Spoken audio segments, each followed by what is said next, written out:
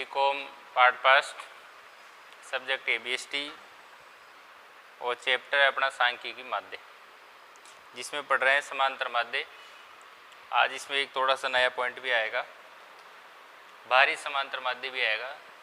तो भारी समांतर माध्य में क्या है कि F जहाँ आता है ना, मतलब फ्रीक्वेंसी, उस जगह अपन W यानी वेटेज मानेंगे, ठीक है। और सरल समांतर माध्य वही होता है जो पहले अपन करते थे, उसको सरल समांतर माध्य कहते हैं, जिसमें मतलब F काम में लेते हैं ना अपन, वो सरल समांतर माध्य है। और जिसके अंदर अपन W काम में लेते हैं, F की जगह W काम में लेते हैं, तो वो भारी समांतर माध्य कहलाता है। बस अंतर इतना ही है, सरल समांतर माध्य में N काम में, N का मतलब F, क्योंकि F का जोड़ N आता है, तो F का जोड़ N आता है। तो जहाँ पर F काम में लेते हैं वो सरल समांतर माध्य है, और जहाँ पर अपन F के स्थान पर W काम में लेंगे, W मतलब वेटेज, वो भारी समांतर माध्य हो जाएगा, ठीक है। दूसरी बात, जैसे मान लीजिए कोई भी सवाल है, जैसे व्यक्तिगत श्रेणी का है या खंडित श्रेणी का सवाल है, तो उसको अपन लघु विधि से करते हैं, ठीक है। और अखंडित या सतत श्रेणी का सवाल है, तो उसको अपन करते हैं पद विचलन विधि से, ठीक है। लेकिन अपन देख रहे हैं कि यहाँ पर इन दोनों क्वेश्चन जो 8 नंबर और 9 नंबर जो क्वेश्चन है, 8 और 9 नंबर का जो क्वेश्चन है, उसको मैंने प्रत्यक्ष विधि से ही किया है। इसका कारण क्या है वो अपन समझते हैं। क्वेश्चन नंबर 8 में देखिए, अपन को ये कह रहा है कि निम्नलिखित सारणी एक माह के सप्ताहों के विभिन्न दिनों में हुई दुर्घटनाओं का विवरण प्रदर्शित करती है।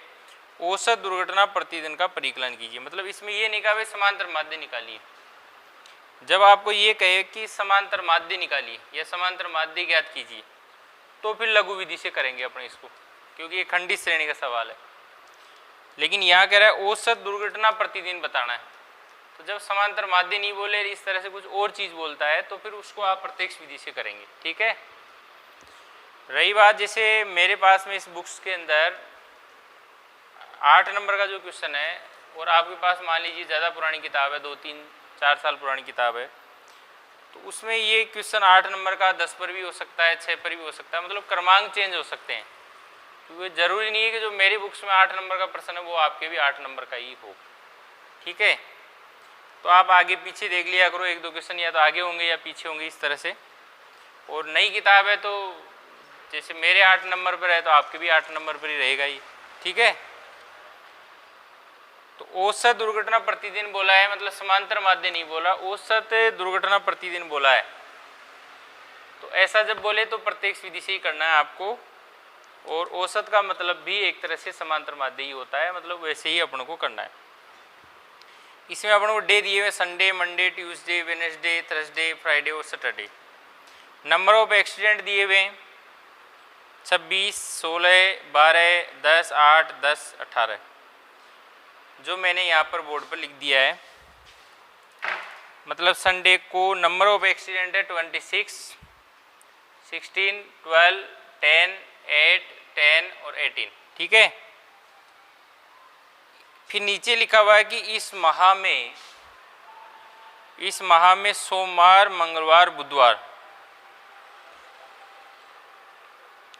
5-5 क्या है, एक्सीडेंट हुए। देखो दोबारा से, इस माह में सोमवार, मंगलवार, बुधवार, सोमवार मतलब मंडे, ट्यूसडे और वेडनेसडे को 5-5 एक्सीडेंट हुए हैं, ठीक है। कितने एक्सीडेंट हुए हैं, 5-5 एक्सीडेंट हुए हैं। तथा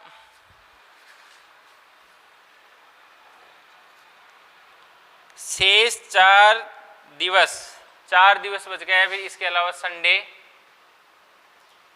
और थर्सडे, फ्राइडे और सैटरडे, मतलब संडे 1, 2, 3, 4, इनमें बोल रहा है 4-4 तो 4 4 लिख देंगे इनमें, ठीक है। अब अपन को पूछा है इसने मतलब प्रतिदिन एक्सीडेंटों की संख्या क्या है, मतलब औसत दुर्घटना प्रतिदिन पूछा है, औसत दुर्घटना प्रतिदिन पूछा है, ठीक है। तो एक तरह से समांतर माध्य तो नहीं पूछा है, लेकिन औसत का मतलब भी समांतर माध्य होता है। तो अपन क्या करेंगे कि प्रत्यक्ष विधि से ही इसको कर लेते हैं, हालांकि लघु विधि से करेंगे तो भी उत्तर वही आएंगे, उत्तर में बदलाव नहीं होगा, आप चाहें तो कर सकते हैं, ठीक है।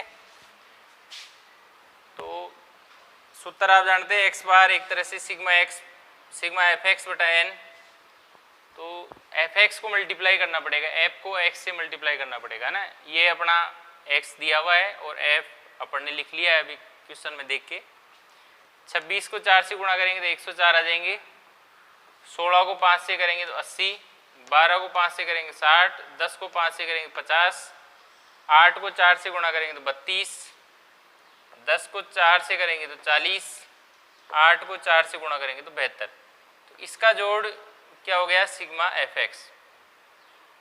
सिग्मा एफ एक्स हो गया 438, ठीक है। और एन, एफ का जोड़ एन होता है, वो हो गया 31। तो सिग्मा एफ एक्स कितना हुआ 438 और सिग्मा एन कितना हुआ 31। तो 438 में किसका भाग देंगे 31 का, तो ये आ जाएंगे 14.12 और आगे भी कुछ आएंगे, तो उससे 2 3 में राउंड ऑफ हो जाएगा, तो हो जाएगा 14.13 एक्सीडेंट पर डे, मतलब 14.13 एक्सीडेंट पर डे होते हैं, ठीक है। नेक्स्ट क्वेश्चन अपना है, ये लिखना जरूरी है लास्ट में कि ये 14.13 क्या है, accident per day, accident per day. Question number 9 है कि निम्नलिखित समंग एक औद्योगिक संस्था द्वारा क्रय किए गए कोल से संबंधित है, सरल एवं भारी समांतर माध्य का परिकलन कीजिए। मंथ आपको जनवरी फरवरी मार्च अप्रैल मई जून दिया हुआ है, प्राइस पर क्विंटल दी हुई है और प्राइस रुपीज़ में दी हुई है और रुपीज़ हमेशा एक्स होता है। क्वांटल परचेज, तो जब वो एक्स है तो सीधी सी बात है ये एफ हो गया, तो 20 30 45 50 10 45 ये आपको दिया हुआ है। और इसमें आपको बोला है ऊपर कि सरल व भारी समांतर माध्य का परिकलन कीजिए, मतलब सरल तो वही है जो आप पहले करते थे, और भारी समांतर माध्य में बस ये है कि जहाँ पर आप एफ लिखते थे ना वहाँ पर आपको डब्ल्यू लिखना है। डब्ल्यू मतलब वेटेज, मतलब सरल में आपको एफ लिखना है एक तरह से, है ना, और उसके अंदर एफ लिखते हैं। लेकिन सरल में एक चीज़ का ध्यान रखना, एफ को काम में नहीं लेना है, एफ या डब्ल्यू को बिल्कुल काम में नहीं लेना है। मतलब ऐसे प्रश्नों में आपको व्यक्तिगत श्रेणी की तरह सरल निकालना है। व्यक्तिगत श्रेणी में केवल एक्स का मान होता है, बस एफ का नहीं होता। तो ये नहीं समझे आप, बस परिवर्तन तो है कि एफ को डब्ल्यू मान लिया गया है, लेकिन आप ये मानकर चलना कि इसमें एफ नहीं है, ठीक है। तो सरल समांतर माध्य जब आप करें तो उसमें एफ या डब्ल्यू काम में नहीं लेना है, केवल एक्स काम में लेना है, मतलब उसको व्यक्तिगत श्रेणी की तरह आपको करना है, ठीक है। मंथ जनवरी फरवरी मार्च अप्रैल मई और जून आपको दिया हुआ है, ठीक है।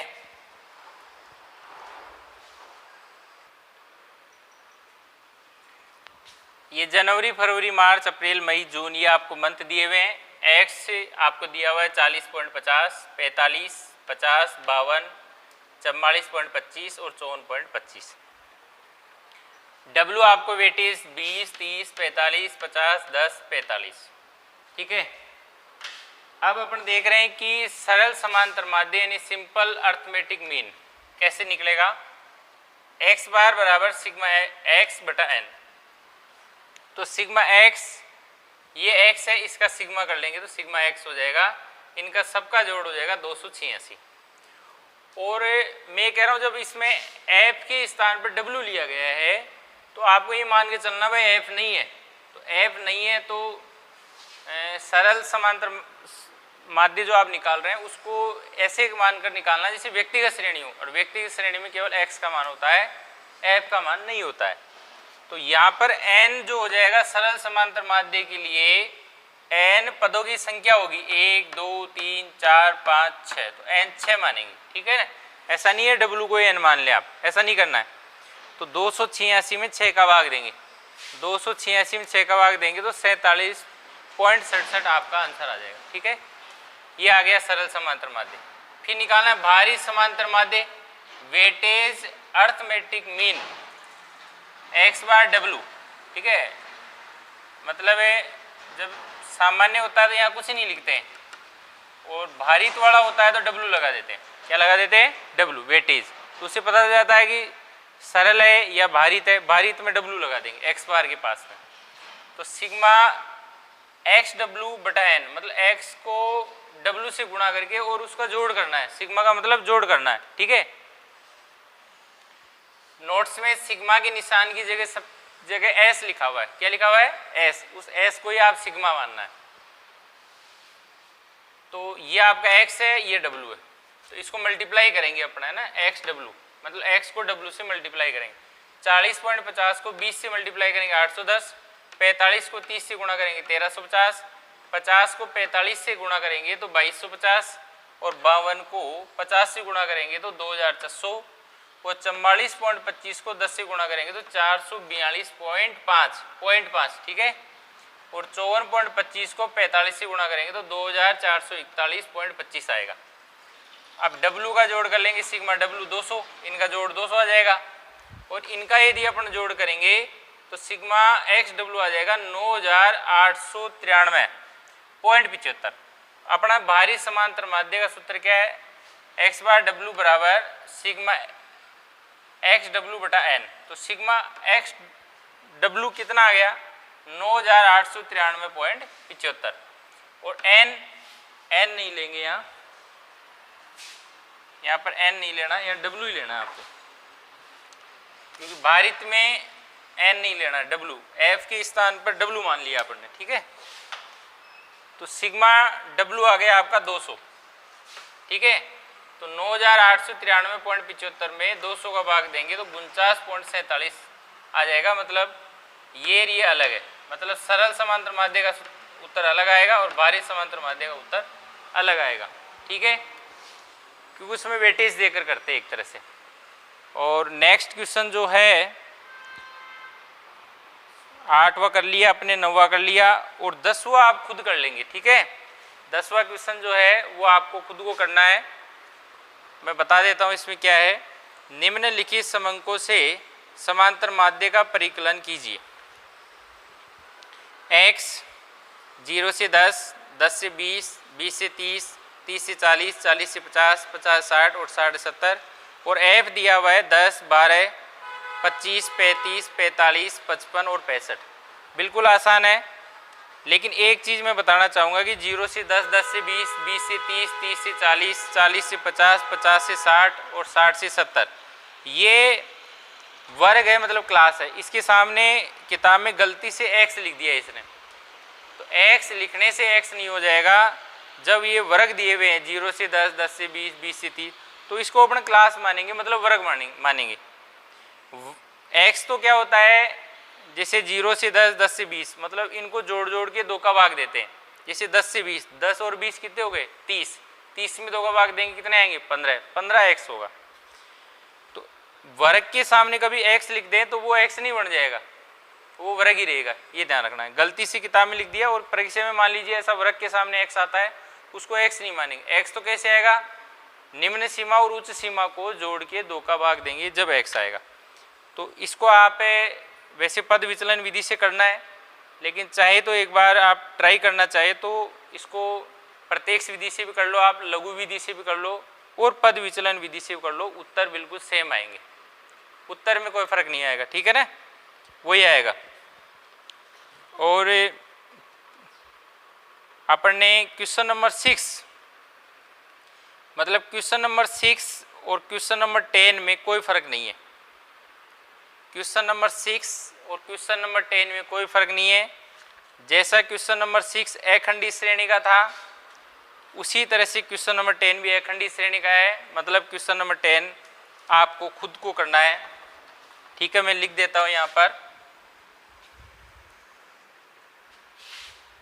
आंसर नंबर 10 आपको खुद को करना है। ठीक है, आंसर नंबर 10 आपको खुद को करना है। तीनों वीडियो से करके देख लेना है। प्रत्येक लघु पद विचलन सब में आंसर सेम आएगा।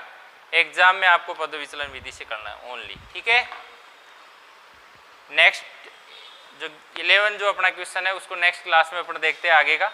और धीरे धीरे मैं अब क्लास की स्पीड बढ़ाऊंगा।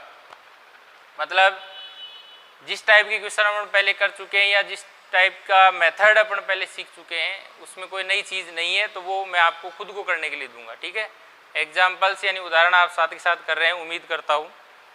और आप मेहनत करते रहिए, आप उसका फ़ायदा आपको ज़रूर मिलेगा, है ना।